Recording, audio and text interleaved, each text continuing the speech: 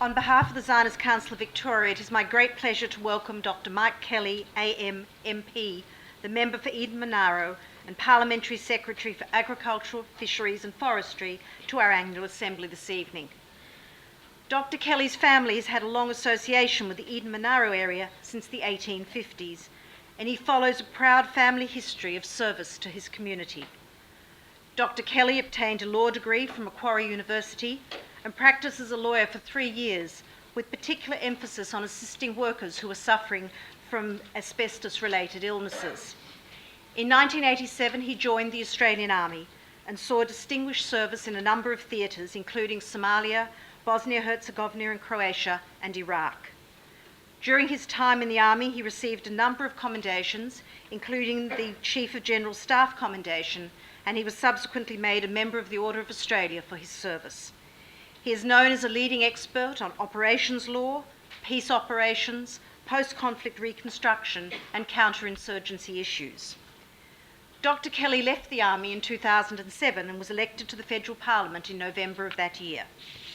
He was appointed Parliamentary Secretary for Defence Support in the Rudd government, and in September 2010 assumed his current role as Parliamentary Secretary for Agriculture, Fisheries and Forestry.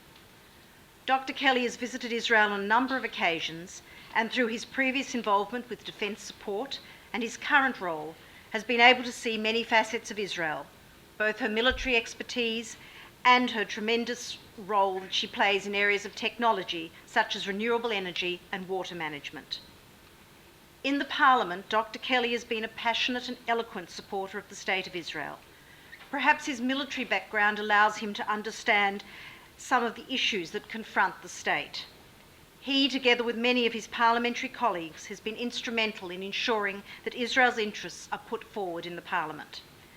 Dr. Kelly, in your maiden speech, you spoke about the personal stress that has come with my commitment to call things as I see them and to make a personal stand when I feel something is unacceptable.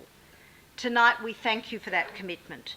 Your friendship to the State of Israel is valued by the Jewish community in Melbourne, and we are delighted that we can share this evening with you and look forward to hearing from you.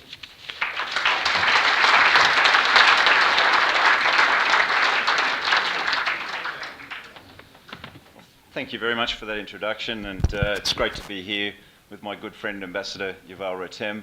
He's been a wonderful servant of his state and a great ally in helping fight that cause for Israel in this country. It's been wonderful to have you here, Yuval. Also to my colleague and friend Michael Danby, who's partly the reason why I'm here actually and why I'm in politics, you bastard.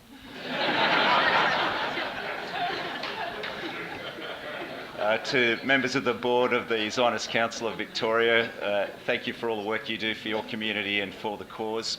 And ladies and gentlemen, it is really a special privilege to be here tonight, and particularly to share these two great themes of our defence of Israel and to honour a fine and wonderful colleague and friend.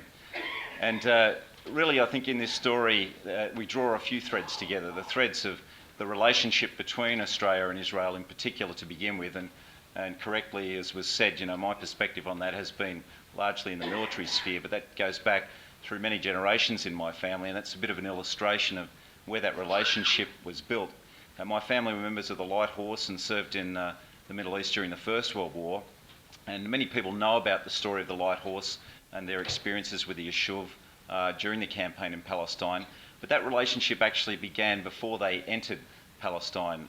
The Ottoman authorities expelled many thousands of members of the community who ended up in Alexandria in Egypt. And members of the Light Horse would go to those refugee camps and spend time with the children and the people there, sharing their rations with them, taking the kids on horse rides and the like. So that bond began right at that early moment and played through that whole experience during the First World War. But of course it didn't end there.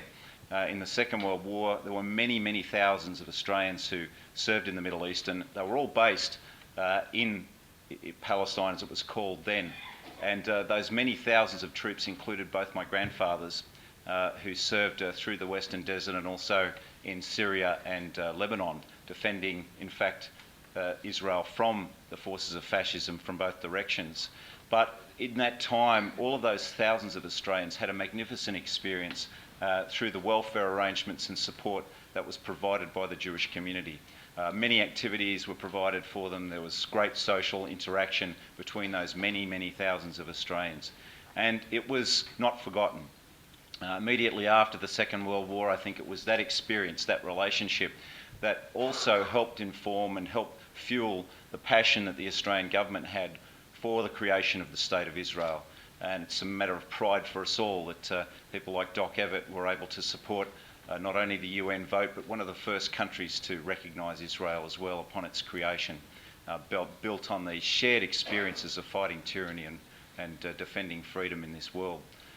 But of course it didn't end there, and I don't think many are aware of the experiences, the continuing involvement of Australian soldiers in the Middle East and in relation to Israel. We've had a continuing presence in the UN Treaty Supervision Organisation through these many years, continuing to today. Many members who are participants of the multinational force of observers in the Sinai. That involvement continues. During the war with Iraq in 2003, Australian Special Forces deployed from Jordan into Western Iraq, specifically with the mission to prevent Scud launches against Israel. Now, that was their mission. Certainly, of course, we've had many interactions over the years between our Defence Forces, and when I became the Parliamentary Secretary for Defence Support, I was really privileged to have helped that along and been involved in that. And now we have our battlefield management systems, a $300 million contract with Elbit, and I was very pleased to visit Elbit and Haifa, and they're doing a wonderful job with our troops. Things to do with Australian force protection equipment for our soldiers. Also, we're using the Heron UAV craft in Afghanistan right now. Even down to the bandages that our troops are using are from Israel. Certainly, it's covering a wide range of activities, and now I know Plassen as well are in a joint bid with Thales for one of our new protected mobility vehicle projects. So this is an expanding and growing relationship, because I guess, to play on the words of Naomi and Ruth, your enemies are our enemies and your fight is our fight in terms of our relationship with Israel. So we intend to keep that going.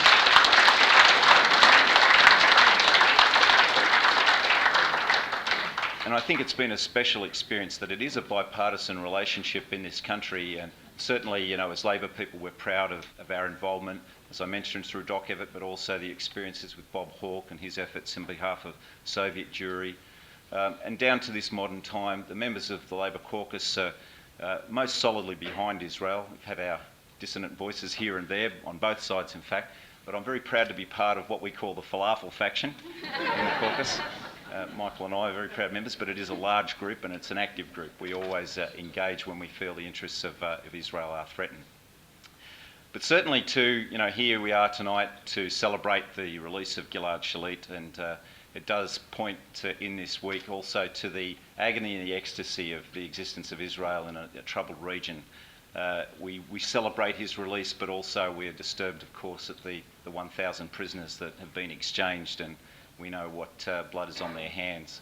But bitter experience tells me that many of those 1,000 might find still their own path to their own ends at the hands of Israel, because I'm not confident in their ability to redeem themselves. But I will also say too, we've seen, of course, the demise of Muammar Gaddafi this week, and it shows us the conundrum we have with the Middle East. On the one hand, we are hopeful of what we are seeing in terms of hopeful movements towards democracy, but on the other hand, seeing how Muammar Gaddafi was treated, it certainly illustrates some of the realities of the region that we're dealing with.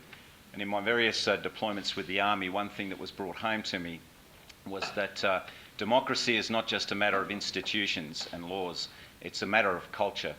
And growing a culture of democracy is a big challenge, and this is the challenge that Israel faces. It being the only real democracy, the only real culture of democracy in the region, it makes it hard for them to find partners for peace. And that is well and deeply understood in the Australian polity in this country. So we stand side by side with you through these difficult times. But also here tonight, we're celebrating the award of the Jerusalem Prize to my good friend Michael Danby. And in Michael, really what we see is the embodiment of the finest of the ethical tradition of Judaism. It's something that underpins our whole society and our whole democracy as well, and many of those principles that have driven me as well and motivated me. From the ethics of the ethical mitzvot in relation to the obligations to deal with your fellow justly and benevolently, and taking that outside your own community experience, but also too in relation to the tradition of tikkun olam, repairing the world and having that responsibility to do your best to make the world a better place. But all those maxims too that we learn through the Pikrei Avot, talking about not only having to make the world a better place, but and having that obligation, but knowing that we of course can't complete that task, but that we are not free to desist from it either. And certainly the maxims such as if I am not for the rest of the world, who am I? And many other maxims as well. There's one though that I think Michael struggled with, which is speak little but do much. And Michael certainly does much, but of course in this world of mass media it is actually an obligation to speak a lot as well. Probably outgrown that maxim. But certainly all those traditions and principles have deeply informed Michael, and he lives those principles and that experience every day. And we've seen that in so many things he's done for your community and his fight for the education system in the community, the security of it, and for Israel, but for so many other causes besides. He wears his heart on his sleeve, and he pays a price for that sometimes. But he has a heart as big as Australia. And he really does live those principles. And most recently, of course, in the fight against this insidious and anti-Semitic BDS campaign. And it's been a great privilege to speak out alongside him in the Parliament in that respect. And just recently, we were commemorating the death of Nancy Wake.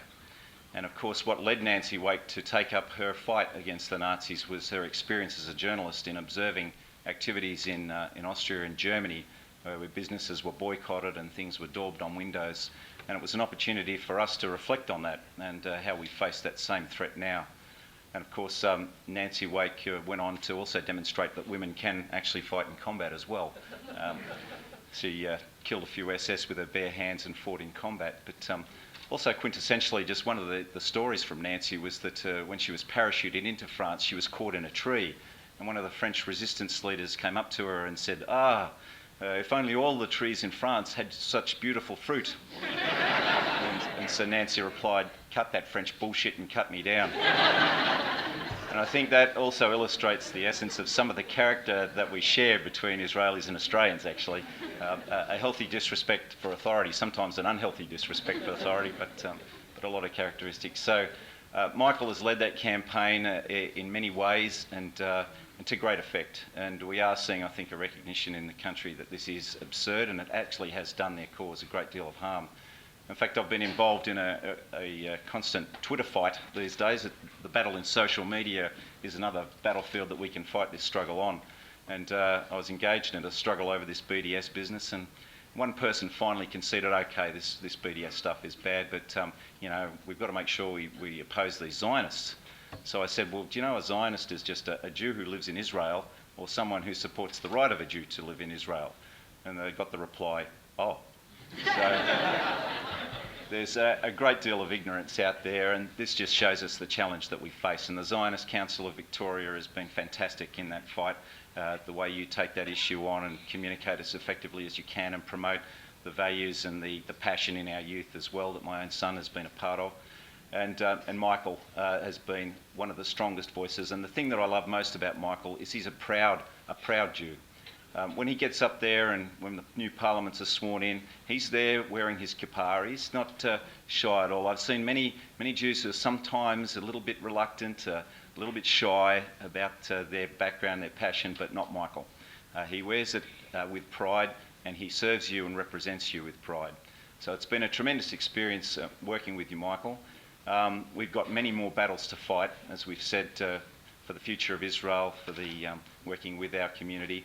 And I will pass on tonight the best wishes of our Prime Minister, who I do represent here tonight. As you know, she's a passionate supporter of Israel too. We're well served in that respect, and also the Foreign Minister. And she also has obviously got a close bond with this community and with Michael. And it was a great privilege for Michael and I to be at Yad Vashem last December, where the Foreign Minister also attended, and we announced and unveiled the chair for the research of the resistance for the Holocaust in relation to the dedication to William Cooper as well. So that Australian link continues, and this government is passionately committed to that. So it's, as I say, a great privilege. You were in illustrious company, Michael, in terms of the previous winners of this award, which illustrates that great Australian connection both in the non-Jewish and Jewish communities. And I know that for many years to come you will keep fighting that good fight, and I hope to remain beside you in that fight. So thank you very much.